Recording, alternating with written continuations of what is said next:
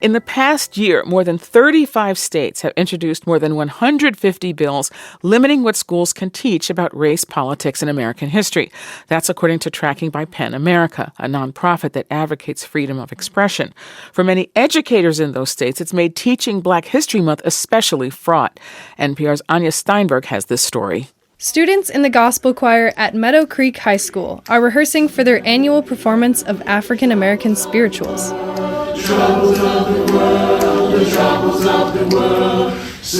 The school is in Norcross, Georgia, and this rehearsal is part of a Black History Month celebration organized by the school's librarian, Cicely Lewis. We try to do something really, really big every Wednesday. She calls it Woke Wednesdays.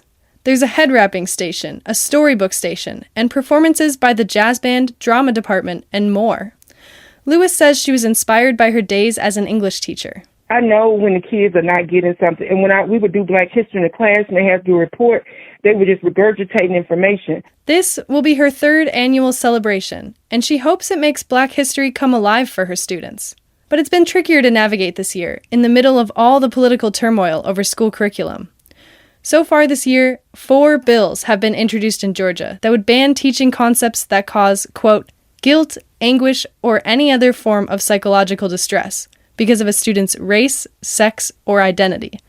And over the past year, similar legislation has popped up all across the country, including in Idaho, Arizona, and Texas. We're tired. It seems like all of a sudden the ills of the nation are the result of education. Anton Shulsky is the president of the National Council for the Social Studies. He says more and more teachers are choosing to stay quiet during the curriculum debates for fear of losing their jobs. Teachers have families. Teachers have bills to pay. They have mortgages. They've got their own lives to worry about. For one high school history teacher, the threat of blowback isn't a hypothetical. Brant Robinson teaches in Pinellas County, Florida, where the State Board of Education has banned teaching critical race theory, even though it's not in the curriculum. Last semester, a parent complained to the district about what he was teaching in his class and asked for all his course materials. That meant I had to produce all of the materials, course outline, handouts, materials, even video links that I used for the whole semester, which I did.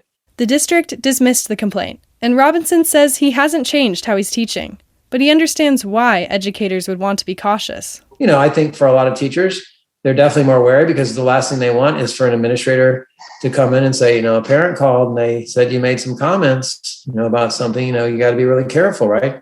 Robinson teaches an African American history class, so he covers Black history all semester.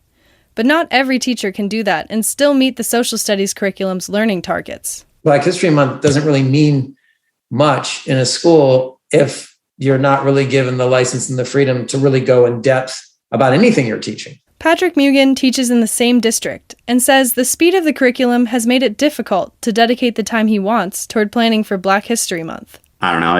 And that's one of the parts that's painful about teaching right now. He says he's frustrated that he can't do more for his students, and you can hear it in his voice. This is the kind of thing that I really wish. I really wish that I could just use my energy to plan a badass lesson for my kids. But there's literally not enough time. Mugen still has a few things in the works for this month. He wants to highlight some victories that don't normally get talked about, like the achievements of Black women scientists and local Black leaders. In Georgia, the Meadow Creek High School STEP team practices for their Woke Wednesday performance.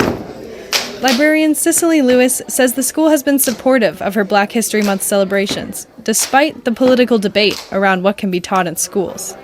Far from causing the guilt and anguish cited in the proposed Georgia legislation, Lewis wants her Black students to feel inspired.